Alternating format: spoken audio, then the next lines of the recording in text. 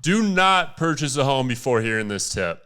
Roofs are important. They protect interior and structural components of a home from harsh elements, but they can be expensive to replace. Sometimes insurance will cover the replacement costs of a roof, but what if they don't?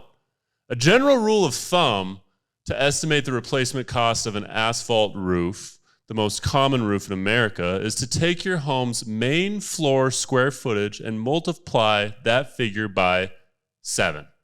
If the main level of your home is 1,000 square feet, it will roughly cost you $7,000 to replace that roof. If you have a slate, steel, aluminum, or wood shingle roof, it will definitely cost more. So keep that in mind before using this formula. DM a Halo Group advisor for more helpful advice. We'd love to help. Advice that matters, representation that cares, results that deliver. Peace.